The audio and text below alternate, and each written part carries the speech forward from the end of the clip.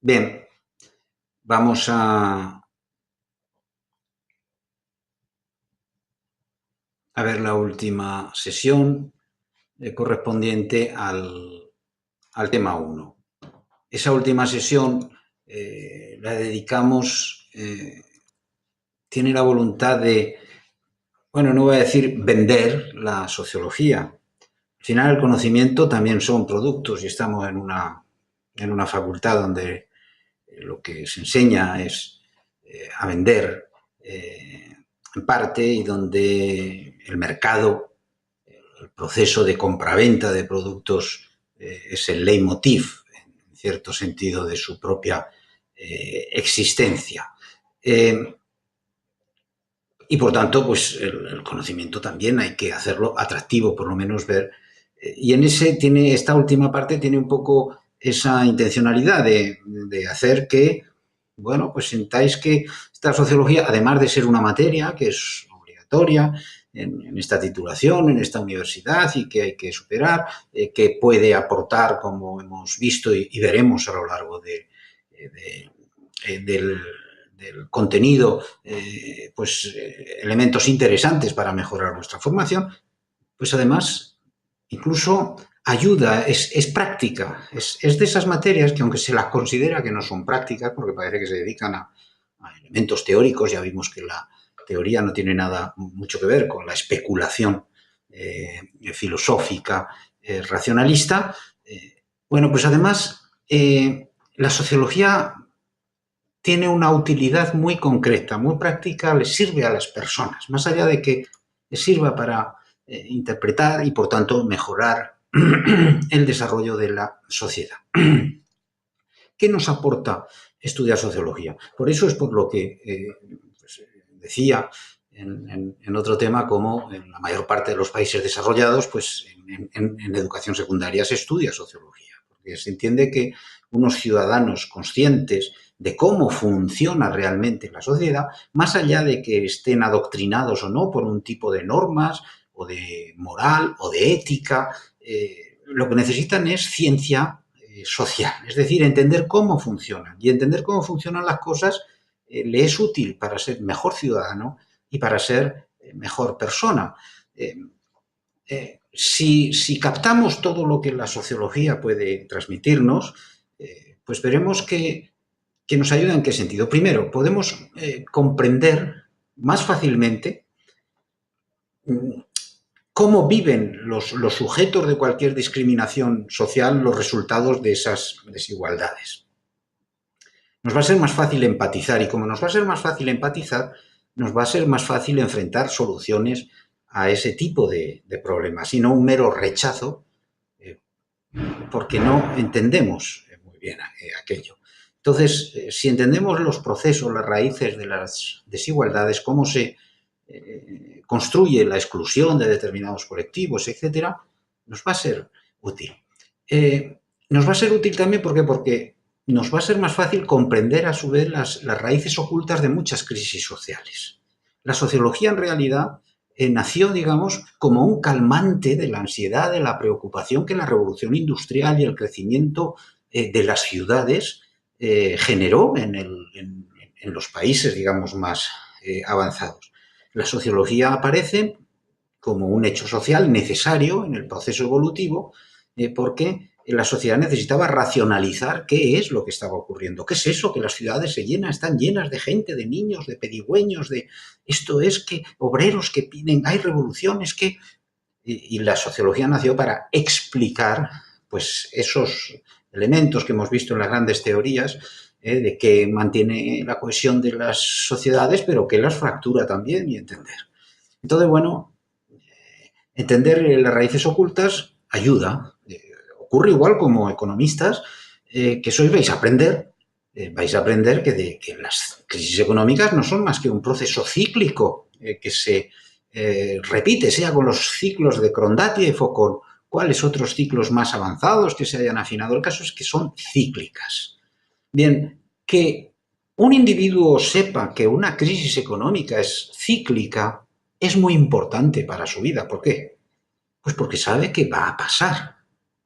aunque en cada crisis económica podemos llegar a pensar que el mundo se acaba, cuando uno conoce el mecanismo de la economía y de la evolución, pues sabe que no se acaba. Bueno, puede ocurrir una catástrofe, una guerra, por supuesto que sí, que nos afecte en lo personal, pero el caso es que las crisis son cíclicas y después de la crisis vendrá un ciclo de crecimiento. También ese conocimiento del mecanismo ayuda a no engañarse con los ciclos de crecimiento, a tener en cuenta que tarde o temprano, en 8, 9, 10 años, 12 como máximo, vendrá otra crisis, que a lo mejor nos afecta, esa que esta vez no nos ha afectado.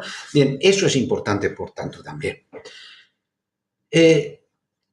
La sociología nos aporta una forma de pensar. Veíamos que tiene la mirada que tiene la sociología crítica, que va por detrás, intenta ver qué hay detrás de la apariencia de las cosas, como la ciencia busca realidad, aporta un talante crítico. Te ayuda a entender. Un talante crítico. Tener un talante crítico no significa ser un criticón.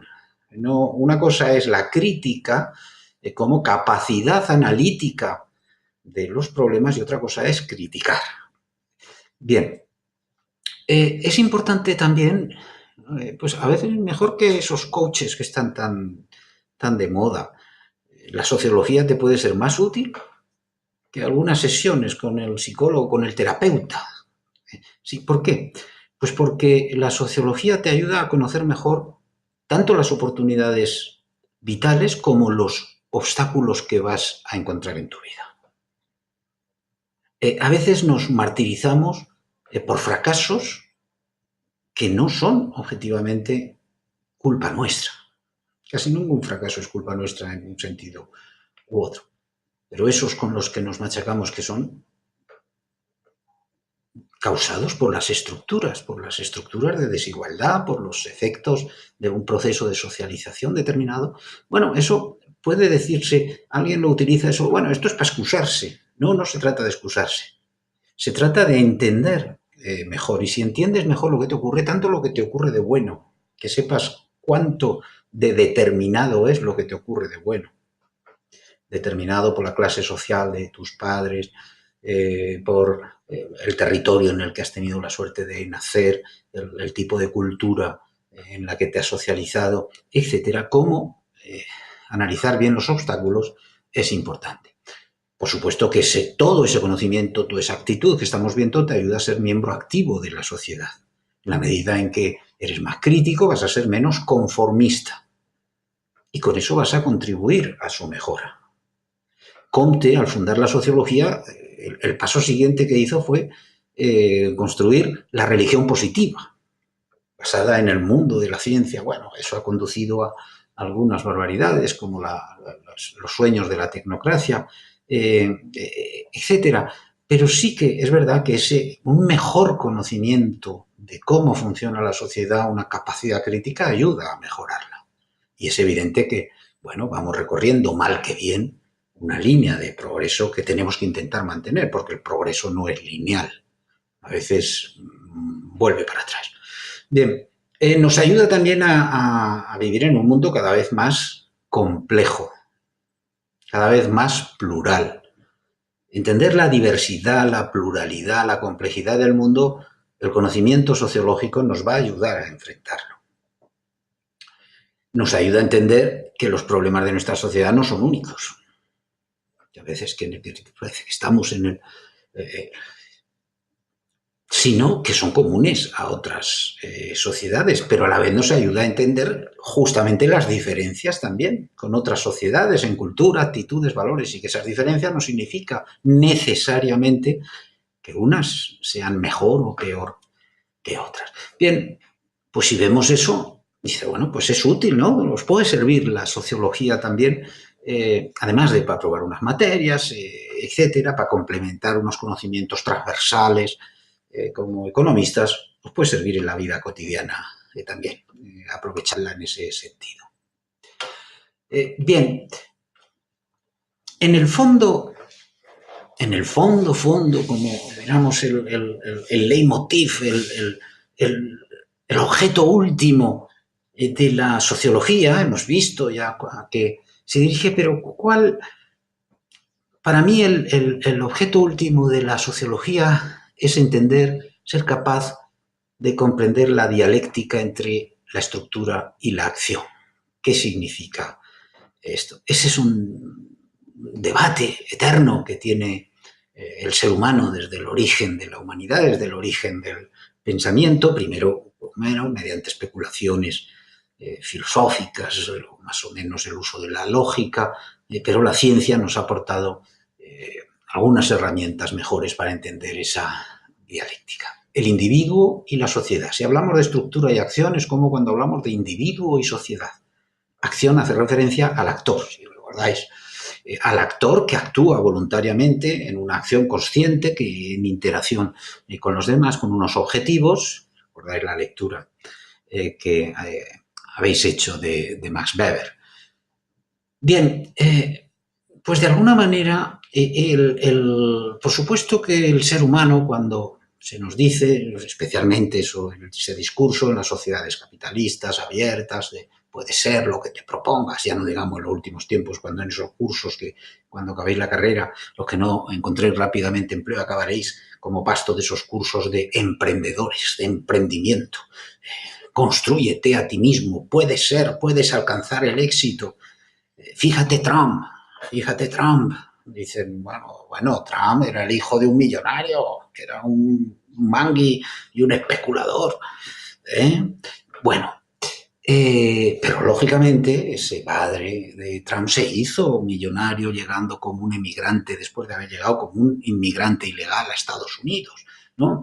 Esas sociedades abiertas en las que vivimos, capitalistas, tienen ese principio, ¿no?, de que el individuo puede conseguirlo todo. No, no es cierto.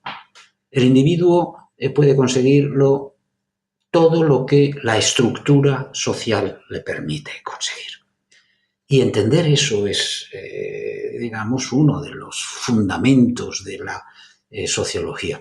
Pudiéramos, todo lo que yo llamo la ley del embudo social, un embudo donde se va estrechando el camino. Y esa dialéctica es fundamental. De punto de partida, por supuesto que un ser vivo que nace, un ser humano que nace, tiene un potencial infinito, cuando se dice, ¿no? Bueno, pero a partir de ese momento en que nace y que realmente todos nacen ya no de forma igual, porque depende de la alimentación que haya tenido la madre. Uno puede nacer con mayores o menores problemas ya acarreados. Generaciones, ahora sabemos ya que el ADN se escribe, no solo está escrito desde el origen, sino que se va reescribiendo. No es lo mismo nacer en una familia que lleva generaciones, 100 generaciones comiendo bien, que nacer en una familia que lleva generaciones comiendo mal. O sea, ya no nacemos iguales. O sea, incluso, pero vamos a suponer que en el momento en que hay esa fecundación, casi antes de que empiece a entrecruzarse el ADN de las dos partes, hay un punto, un momento en el que todos somos iguales y potencialmente podemos ser de todo, porque aunque nazcamos con una mala alimentación de origen, pues bueno, podemos después mejorar esas condiciones. Bien, por tanto, el punto de partida, podemos plantearnos que en estas sociedades abiertas todo es posible.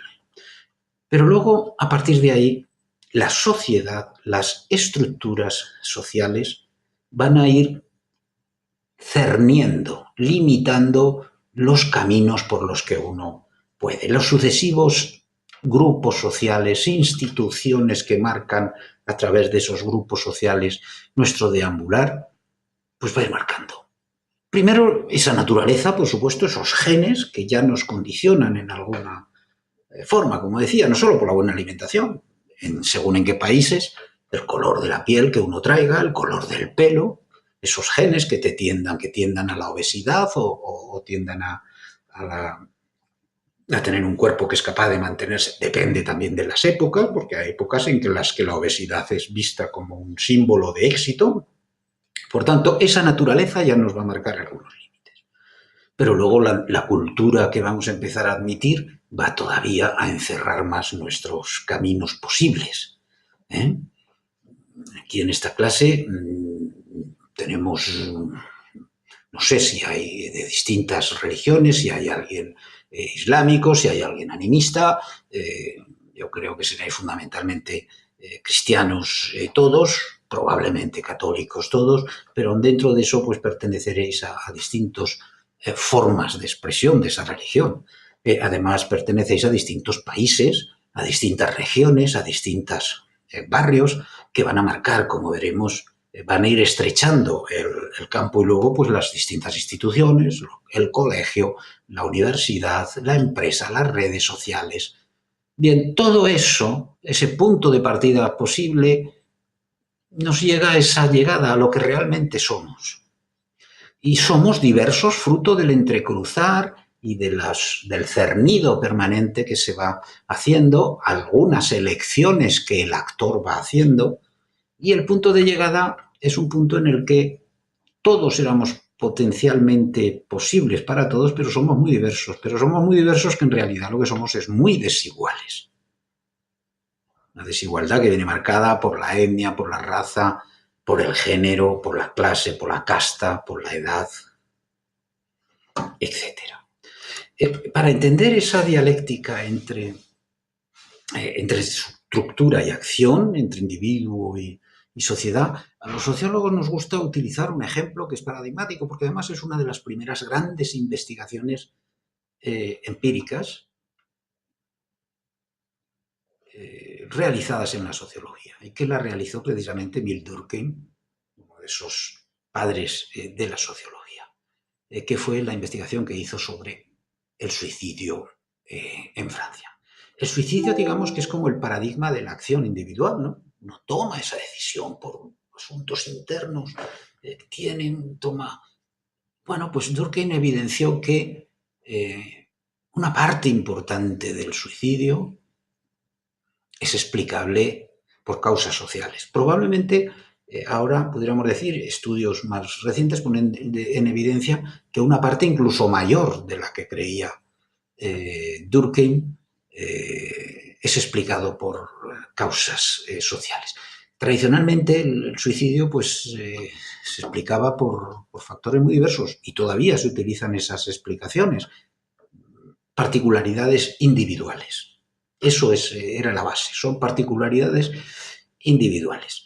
Enfermedad mental, estructuras biológicas, genéticas de un grupo, tiene más tendencia esa gente de esos pueblos de la montaña, factores cósmicos, el clima, el ambiente, otros que pueden tener su influencia.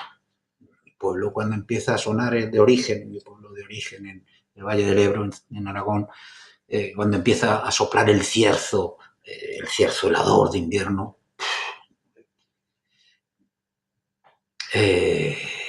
la gente se truena, y se producen más suicidios que en otras épocas del año. La gente se tiraba, ahora ya utilizarán otros métodos más sofisticados, al canal o en Cataluña con la tramontana, esos vientos, el viento de poniente, de levante, del sur a veces, esos vientos, por supuesto. A lo mejor esas partes climáticas ayudan a entender por qué en algunas zonas, en algunos territorios, efectivamente hay tasas de suicidio más altas que en otros. Pero claro, Durkheim lo que se planteó cuando hace su investigación hace casi 150 años, va a ser pronto, va a ser siglo y medio, estudió las tasas de suicidio entre 1866 y 1876, pues descubre cómo hay una serie de zonas donde hay unas tasas constantes de suicidio que no parecen relacionarse ni con factores climáticos, no tienen una lógica, ni hay más. Y él empezó a analizar otra serie de factores importantes. Para entender esa permanencia de las tasas, basta decir que, bueno, exactamente un siglo después, otro sociólogo, otro equipo, investigó, hizo exactamente el mismo seguimiento, también de una década, del suicidio en Francia. En un siglo, lógicamente, la distribución territorial ha cambiado, se crearon polos de desarrollo nuevos en Francia, etcétera, pero básicamente, si veis la imagen de Francia cuando Durkheim la estudia y cuando Stabletti y Baudelot lo hacen un siglo después, pues las zonas básicamente se mantienen. Bien, ¿qué hizo Durkheim? Pues estudiar todos los casos que estaban recogidos en los juzgados, analizarlos, clasificarlos, ver qué factores había detrás. Y él encontró que una parte importante de todos esos suicidios tenían causas sociales. Es decir, había unos patrones causales que si se repiten, es importante porque que si se repiten, pues pueden, lógicamente, generar suicidio. Eso es lo importante. Es decir, esa decisión individual viene también condicionada socialmente. Él clasificó los suicidios, digamos, en cuatro categorías. Los patrones, las causas sociales o los patrones sociales del suicidio. Suicidio egoísta, suicidio altruista, el anómico y el fatalista. El suicidio egoísta, que es digamos, el que le inspiró esa diferencia, porque al ver las diferencias territoriales, se paró a pensar que, bueno, esta zona de Francia es la zona que, en las guerras de religión del siglo XVI, pues quedó, digamos, más con una presencia mayor de protestantes, mientras que el resto de Francia tiene una presencia mayor de católicos. Esa fue un poco el origen de su reflexión y efectivamente cuando desarrolla el concepto de suicidio egoísta, él se para a analizar las diferencias que determinados grupos sociales, incluidas las religiones, determinan. El protestantismo se basa en la exaltación del individuo. El individuo frente a la Iglesia en comunicación directa con Dios. Es lo que Lutero y la Reforma Protestante plantea. No necesita, puede tener un pastor que le ayuda, pero cualquier individuo con su Biblia puede interpretar perfectamente. No necesita... bien, esa exaltación del individuo, pues ayuda, si veíamos la tesis de la ética del protestantismo de Weber, de la ética protestante, ha tenido unas consecuencias en un sentido económicas, pero ha tenido otro tipo de consecuencias. El mayor aislamiento de los individuos. Los países con predominancia católica son países donde la comunidad, el colectivo, acoge, forma parte al individuo y en ese sentido lo protege emocionalmente, podríamos decir, mientras que en los países protestantes el individuo vive más aislado de la comunidad. Eso ocurría también ¿con quién? Con los extranjeros que viven en una comunidad, con las personas solteras. La tasa de suicidios entre solteros o entre extranjeros viviendo en un país distinto son mayores, por ejemplo. Por tanto, ese suicidio egoísta, que no hace referencia a que sean egoístas esas personas, sino a que el ego, el yo, está aislado, está determinado por una falta de conexión. Tenemos luego el suicidio altruista. Hay otros suicidios que pueden parecer que son de naturaleza personal, pero en realidad responden a una presión social.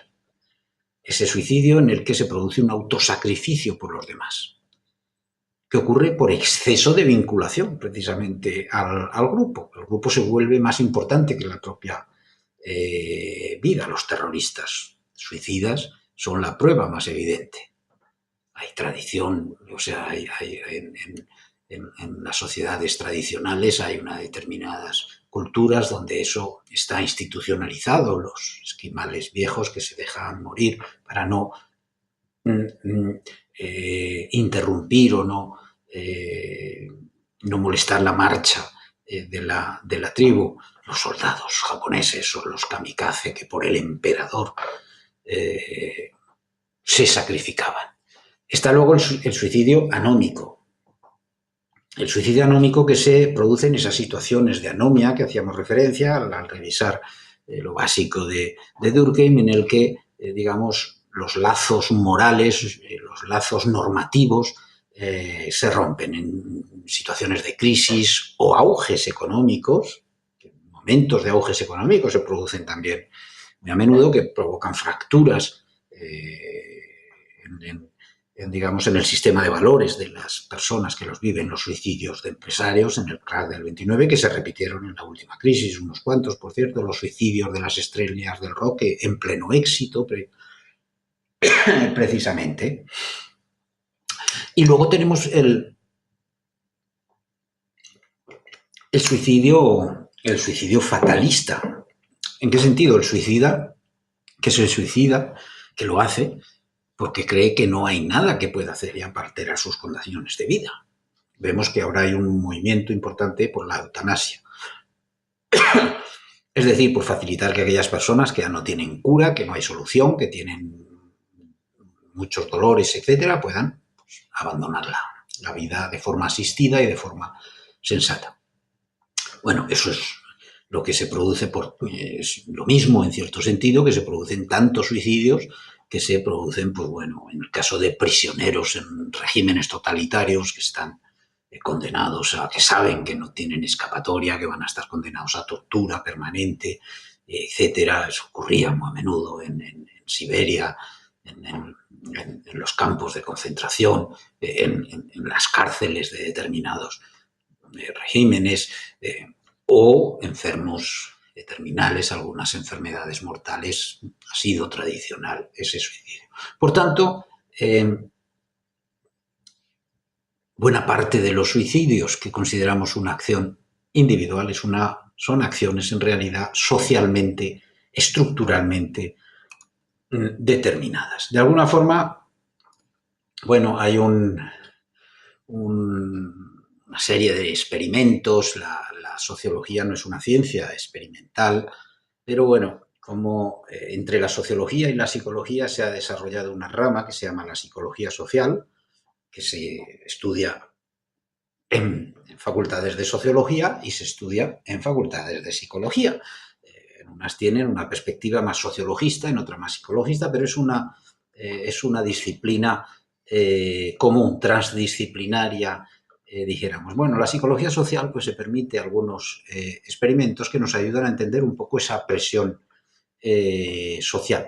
No vamos a ver ahora porque no se ve bien, pero bueno, como tenéis el enlace al vídeo en la página web, pues recomiendo que en este punto pues os vayáis a la página web y veáis el vídeo en el que pues podemos ver. Bueno, el vídeo este no está disponible. Bueno, está el enlace en otra está el enlace en la página web de la asignatura. Bueno, vamos a ver en ese vídeo de qué forma el colectivo es capaz de presionar sobre el individuo hasta tal punto de que modifica su comportamiento de una forma inconsciente simplemente para adaptarlo a lo que entiende que es la norma social. A veces la norma social es la norma social de un momento, simplemente. Lo que todo el mundo cree que es cierto y solo uno cree que no es cierto, dice, bueno, pues estaré yo equivocado, o lo que todo el mundo hace, aunque a uno le parezca que es absurdo hacerlo en ese momento. Pero uno se deja llevar, digamos, por la presión social.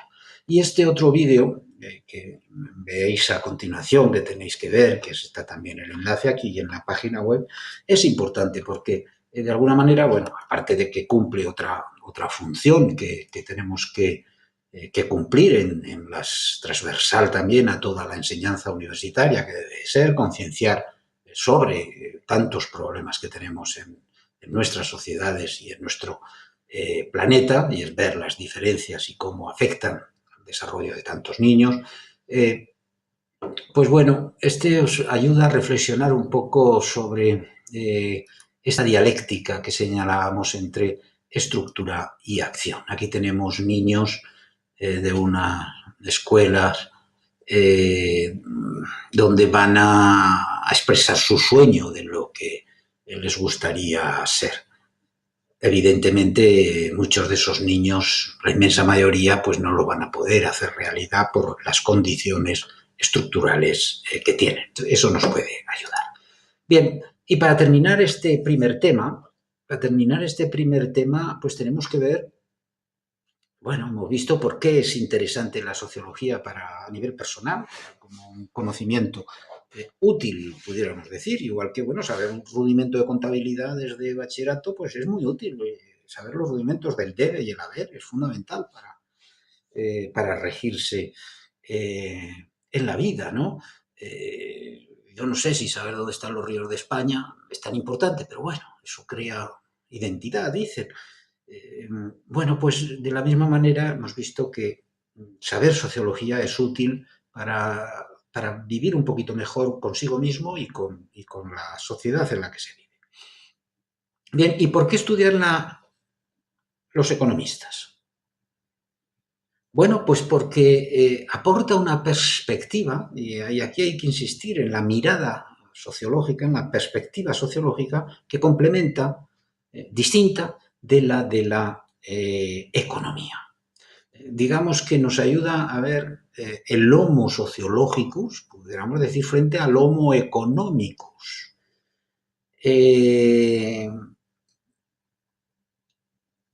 Digamos que la economía es una de las instituciones sociales fundamentales. Lo veremos en su momento junto a la familia, la religión, la educación, etc. Y por tanto la sociología le presta una atención importante. Hay una interacción permanente entre los conocimientos sociológicos y los conocimientos económicos. Va abriendo una serie de temas la sociología que la economía luego economiza, incorpora a su bagaje. Ahora uno de los ámbitos de estudio más importantes en la economía, uno que ha cogido en los últimos años, es la desigualdad. Los estudios sobre la desigualdad que han sido desarrollados por la sociología, pero la economía ha visto que puede hacer aportaciones importantes. Sin esa aportación inicial de la sociología, pues la economía seguiría sin prestar atención seguramente a esos problemas de la desigualdad. Por otra parte, los actores sociales que conforman, digamos, lo que llamamos el sistema de relaciones industriales, patronales, sindicatos, el Estado, se articulan estrechamente con el sistema económico, forman parte del sistema económico. Y entender esas estructuras pues es fundamental, por tanto es para entender la economía. Pero luego hay otro aspecto fundamental que afecta más al fondo de la cuestión, a la epistemología. La epistemología, que no lo hemos usado esa palabreja todavía, la epistemología hace referencia al cómo podemos conocer en cada una de las ciencias. Cada ciencia tiene su epistemología, entiende que hay cosas que puede conocer y otras que no, y cómo puede conocerlas, pues a eso se refiere esa epistemología. Bueno, pues ahí hay una diferencia radical entre la sociología y la economía. Por eso a veces la economía, sobre todo la empresa, se entiende mejor, digamos, con la psicología, porque comparte algunas cosas. Bien, la economía se basa en un elemento, en un principio, en una creencia fundamental, en una creencia paradigmática que forma parte de esa ciencia. La idea de que hay un actor racional que busca la máxima utilidad. Y eso determina nuestras tomas de decisiones. Y la suma de esas tomas de decisiones individuales, eso se llama el individualismo metodológico, la suma de esos comportamientos individuales da como resultado el proceso económico. Bueno, la sociología frente a eso dice, bueno, por supuesto que el ser humano, el individuo, es un actor racional que puede buscar la máxima utilidad. Por supuesto, hemos visto las teorías del intercambio, incluso se basan en ese principio. Pero es que la realidad nos muestra es que si eso fuese así, no habría crisis económicas, no habría conflictos. ¿Qué significa? Pues que los individuos se rigen también por otros elementos en sus comportamientos económicos, tanto en el trabajo como en el consumo, que son los elementos claves que conforman el pensamiento económico y la ciencia económica. Hay otros factores, por un lado, los valores, las tradiciones. Hay comportamientos que son irracionales en términos económicos, pero que se hacen por tradición.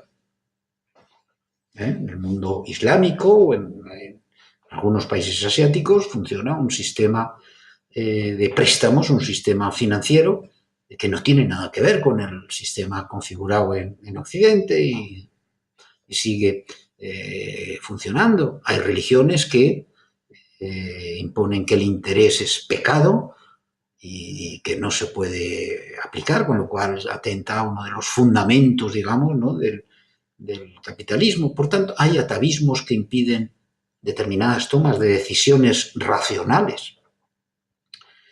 Entonces, eso es importante.